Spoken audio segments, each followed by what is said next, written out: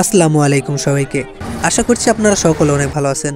নশরতপুর কুরবানির হাট থেকে আপনাদের সাথে আছি আমি আলমগীর রতন। Nasratpur railway station, Adamdighi, Bogura.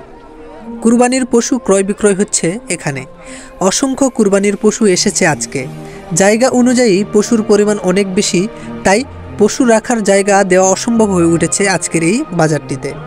তবে চলুন বিস্তারিত জেনে নেওয়া যাক আজকের এই হাটটি সম্পর্কে। নশরতপুর রেলওয়ে স্টেশনের উপর এই হাটটি অনুষ্ঠিত হয়েছে। শত শত গরু ছাগল নিয়ে এসেছে বিক্রেতারা এবং শত শত ক্রেতা ঘুরছেন কুরবানির পশু কেনার জন্য। অনেকে কিনে হাসি মুখে বাসায় ফিরছেন গরু ছাগলটি নিয়ে। এই পর্যন্ত সবই ঠিক রয়েছে। রেলওয়ে স্টেশনে হাট বসা আর মাঝে মাঝে ট্রেনের আগমন, এটি আমার কাছে ভয়ঙ্কর লেগেছে। মুহূর্তের মধ্যে ঘটে যেতে পারে দুর্ঘটনা, কারণ দেখতে দেখতেই ট্রেনের আগমন হয়ে গেল। তবে আপনারাই শেষ পর্যন্ত দেখুন, তাহলেই বুঝতে পারবেন।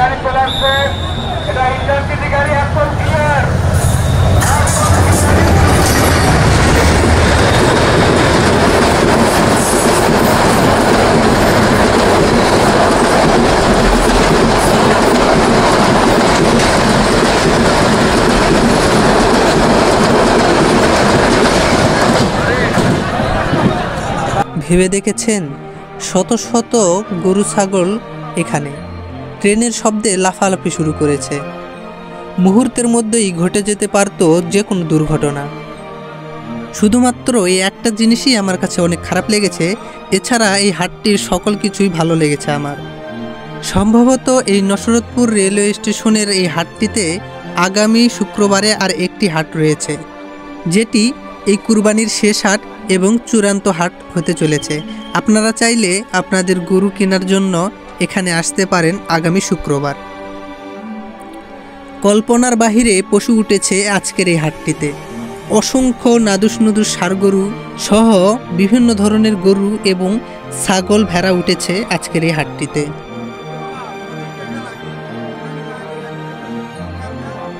দেখতে দেখতে আবারও ট্রেনের আগমন ঘটে গেল আজকে। এক নম্বর লাইন ক্লিয়ার করো, এক নম্বর লাইন ক্লিয়ার।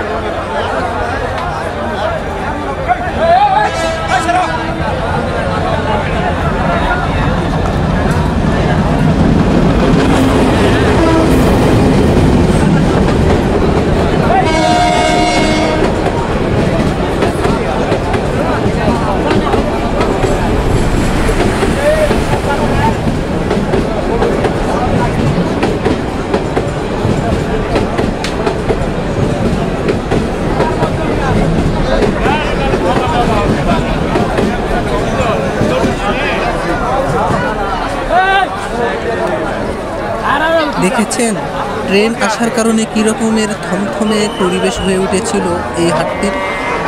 যাই হোক, হাটটিতে ঘুরে ঘুরে দেখার সময় দেখছিলাম অনেকেই আছেন যারা গরুগুলোকে কিনে বাসায় নিয়ে যাচ্ছেন।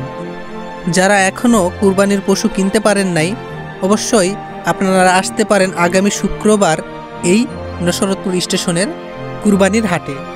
তবে আজকের ভিডিওটি এই পর্যন্তই। দেখা হচ্ছে পরবর্তী কোনো নতুন ভিডিওতে। সকলের সুস্বাস্থ্য কামনা করে আজকের ভিডিওটি এখানে সমাপ্ত করতে যাচ্ছি। আল্লাহ হাফেজ।